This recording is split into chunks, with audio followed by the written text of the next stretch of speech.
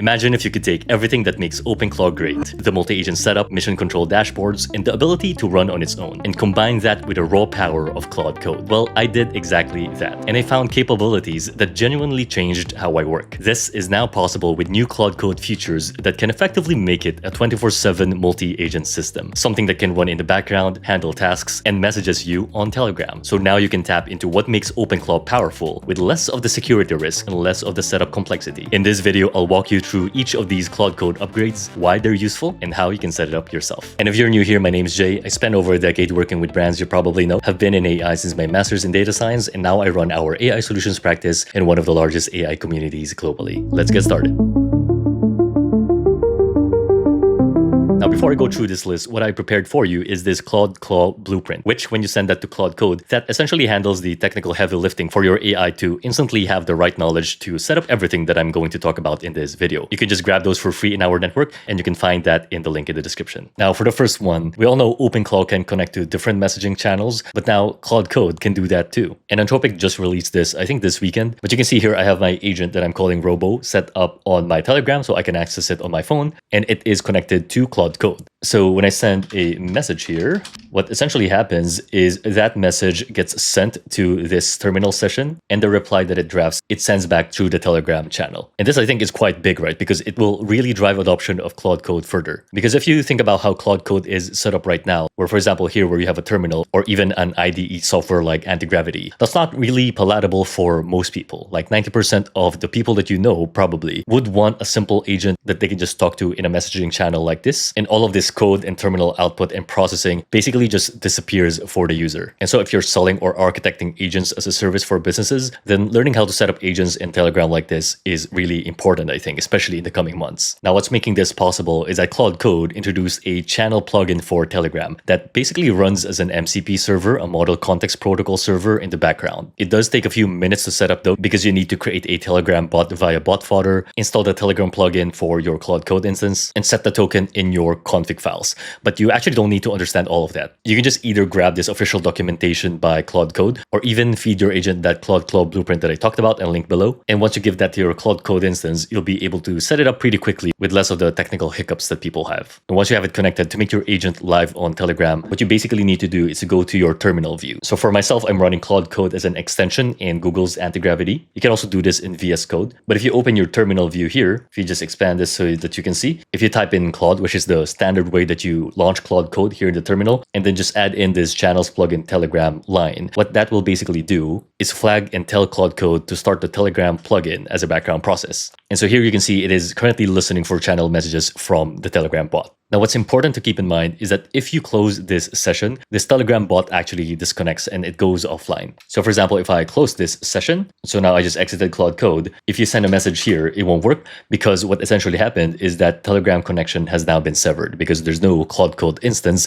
that is running in the background. So what I've been doing, if you can see here, which I'll show more in a bit for those other agents, is I just keep my sessions on for long periods of time. And I keep these terminal processes open that are running in the background, which works for my case, but might not work for yours exactly. So what you can potentially do is set up an old laptop or even a Mac Mini and have Claude Code running 24/7 in there, which essentially is the same setup for a lot of OpenClaw users. So now the difference is you now have the optionality to just run Claude Code instead of OpenClaw. Or if you're more technical, you can also set it up on a VPS, a virtual private server. But since that lives online in the cloud, that has its own set of security risks as well. Now, apart from Telegram, they also launch support for Discord actually. I haven't tested it out myself personally, but if you use Discord a lot, just know that that is a channel that is an option for you as well. Now, real quick, we just released the Agentic AI Masterclass for our members at Robo Nuggets, which takes you from zero to mastery when working with agents. There's a link to the community in the pinned comment below. We've got founders in there who landed their first client in weeks, live build sessions where we create this stuff together, and the actual templates behind what I showed in this video. The community is also the reason these lessons get made, so see that below if that's for you. Now let's actually unpack this concept of always on and being available anywhere further. Because for OpenClaw, this is one of its most defining features, right? But with Claude Code, you can actually achieve the same thing now, but with a few caveats. And like I mentioned earlier, Claude Code can be 24/7 because you can just have it running as a process in the background, but it is session-based. So if, for example, this session in my terminal suddenly drops, then the connection severs as well. But from my experience, I've been running these sessions continuously for long periods of time, like multiple hours already, and it doesn't seem to drop, so that's good. Now, because Anthropic is partial towards safety, Claude Code does sometimes ask in the terminal for permission to run specific commands. And so you can see here, I just asked Robo to try adding a skill, and that invoked this feature where I need to choose first before it can proceed.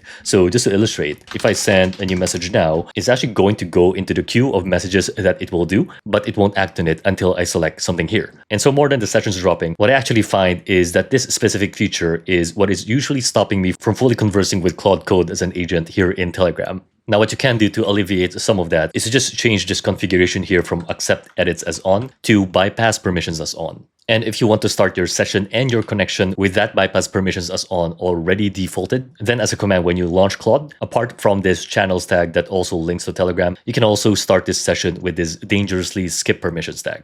And so that's actually what I have running right now for each of these agents as well. But what I actually found is even with dangerously skip permissions turned on, Claude Code is still pretty careful out of the box. And you can even strengthen it further by just asking your agent to amend its claude.md, which is sort of its configuration, to be even more careful when it comes to deleting files. In fact, from my experience from using Telegram, I also find that sometimes it actually changes these permissions by itself and still asks me in the terminal, even if I have dangerously skipped permissions in the very beginning when I launched it. And so if you want full control of that, and let's say on Telegram, you're finding that it stops a lot because it's asking your permission over at the terminal, you can just ask your agent to edit settings.json or settings.local.json to amend this allow list based on how you're working with it to prevent that. And probably more importantly is to edit this deny list so that it will always ask permission to run destructive commands like these. And at least from how I was using it, I think this strikes a good balance of being able to seamlessly communicate over at Telegram on mobile while having that assurance that none of these destructive commands will be run. Now, how about multi-agent capabilities? Because OpenClaw by its default architecture has multi-agent capabilities, right? But you can actually do the same thing with Claude Code. So if you look at my setup here on Telegram, you can see this is my main agent, but I also have a workspace for development and developing products, one agent that helps me with like community operations, a fourth one that helps me manage our education arm, which is this content that you are viewing, one for business dealings, and another one for general assistant work. Now, depending on the work that you do, you might not even need multiple agents, honestly. But for me personally, one of the benefits of having a setup like this is that it makes me as the user manage my own context better. Because as you work more and more with these agents,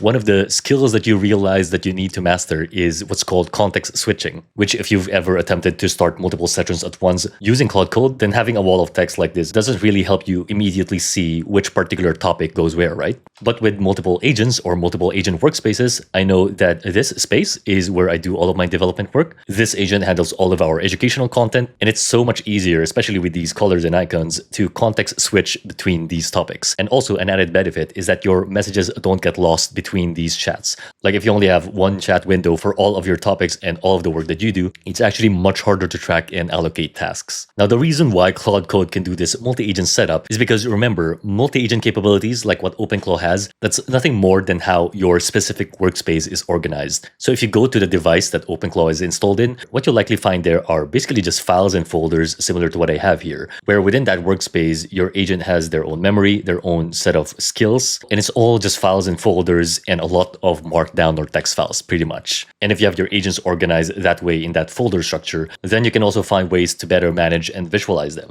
So for example, this is a skill tree view. And what this basically is it just maps my agents into the skills they have access to, with the size of each circle being the token cost to run this skill, which is pretty useful. And this is just a good way to better manage your agent's context and also check which particular skills are shared across your agents. And remember, skills are all just markdown files, so they're basically just text files, which you can just view and read if you prefer. And within each agent's workspace or their folder, they also get their own claude.md, which essentially is their system prompt, which gets pre-injected on every session that you start with them. Now with OpenClaw, that architecture also has this separate soul.md, which is not really required for this setup, but what soul.md basically does is just give a specific tonality and personality, if you will, to this particular agent. And so what I just found is with OpenClaw, that's a pretty novel idea. And since soul.md and these are basically just a text file like this, then you can easily implement it with Claude Code as well. And the way we're doing that is I just ask these agents to preload that file as well and put it within claude.md so that it receives that instruction. And so that's basically how it's done. So this development agent, it's literally just the folder that I have here. And if I go to the process that runs them, which you can see here, you can see it's basically just pointed to this specific folder as its workspace. Now, one tip for you, because this has been pretty useful for me, if in case, let's say, all of these terminal processes have been deleted or suddenly dropped, what you can actually ask Claude Code to do for you is set up this VS Code tasks.json shortcut.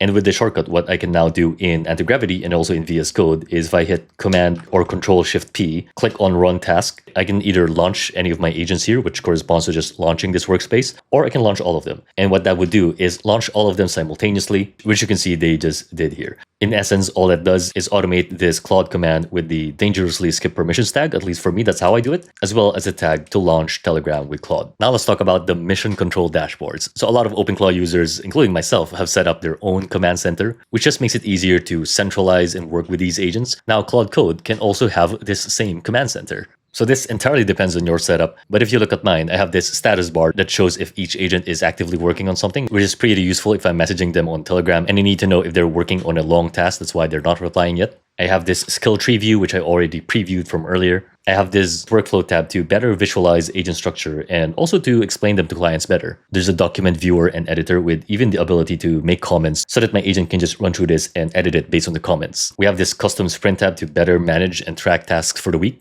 And the source of the tasks from that sprint view is basically this backlog. So if I'm on mobile and I think of an idea suddenly, then I can just message my agents on Telegram and it will add that task to our backlog. This is one instance, for example, just an hour ago when I was walking, and I just used my phone's speech to text here. That's why it's a bit garbled, honestly. But Robo, my agent here, was able to still understand it and add it to our backlog here. And by the way, if you want the whole template for this command center, we're about to release it to our community members inside Robo Nuggets actually. So make sure to join in if this is something that you're interested in. You can also access this dashboard in your phone, by the way, and that is done via Tailscale. So I'll come up with a new tutorial video on that if that's something you're interested in. So now let's talk about scheduling tasks. Because OpenClaw has a cron scheduler, now Claude Code can do pretty much the same thing. And you can see here in our dashboard, I have all my cron tasks properly visualized so that I can review them. And a sample test that I set earlier so that you can see it is this. So I asked my agent to do a cron for 12 noon today to check for Hyrox tickets for Seoul. It confirmed that it is checked. And at 12 noon, without me messaging it, it provided me that information and also confirmed to me that the daily 7 a.m. cron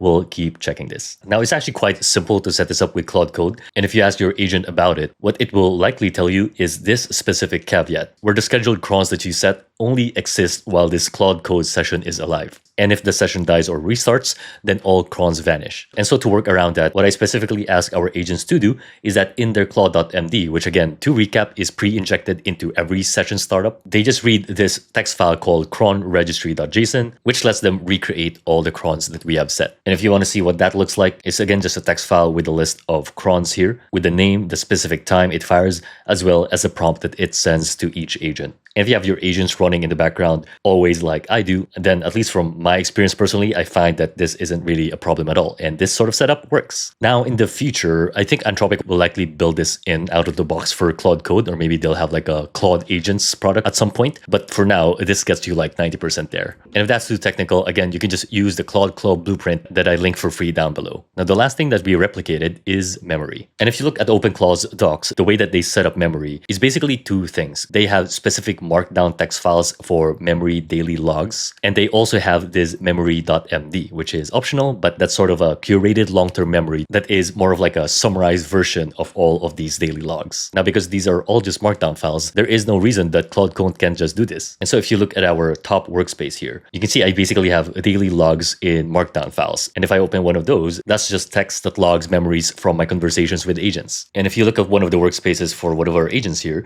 you can see that there is this memory folder with that memory.md. And so basically what we did here is just replicate what OpenClaw is doing, which is entirely possible because again, these are all just text files under the hood, right? So it's the same thing where the first layer would be that memory.md, sort of the summary. And if you wish, you can even have this daily logs section to log specific memories per day. And now again, seeing that Anthropic is slowly but surely launching all of the OpenClaw features, starting with this Telegram channel, for example, it's pretty likely that they will provide this setup out of the box for Claude Code users as well. So there, I hope that gave you an idea of how you can turn Claude Code into adopting that agent architecture that OpenClaw has popularized. optimized. Now, just to be clear, right now, OpenClaw still does have some advantages, but it's mainly around the optionality when it comes to the messaging platforms that you can integrate it with. Because right now, Claude Code can only do Telegram and Discord, while OpenClaw can set up for WhatsApp and Slack as well. Although I imagine that won't last long, and Claude Code will probably be able to be deployed to other channels as well. The one advantage that I think OpenClaw will remain to have is that it has model flexibility. So if you're like a power user who wants to run open source models and maybe ChatGPT models, then OpenClaw is for you. But if you're already in the Claude Code ecosystem and are using Anthropic's models quite a lot, then that won't really matter for you. But pretty obviously, OpenClaw does have its own trade-offs as well. Security is obviously one of them, and that's mostly because OpenClaw is only just a few weeks old and is being developed open source. So a lot of developers are actively trying to improve it, but since it's so new, there may be security vulnerabilities that we're just not yet seeing materialize yet. The other thing is also risk. So generally for people who want to install OpenClaw, in my view, you should never install OpenClaw in your own device because by itself, it doesn't really have all the guardrails that Claude Code has implemented, for example, around permissions, around deleting files. And so if you just let it loose, then you'll have real risks around security and file deletion as well. Personally, since I use both Claude Code and OpenClaw, it just makes sense that as Claude Code starts to roll out the same features, it is just much easier to manage one platform instead of maintaining two. And I'm pretty sure that Anthropic is not yet done with implementing all of these OpenClaw features anyway, but I hope this lesson was able to give you a peek into what is possible. And if this was useful, consider subscribing because that helps us a lot to put out more educational content like this. And if you're interested to learn more about the concepts of this new Claw agent architecture, then you can watch this video next. But that's it for this one. I'll see you guys next time.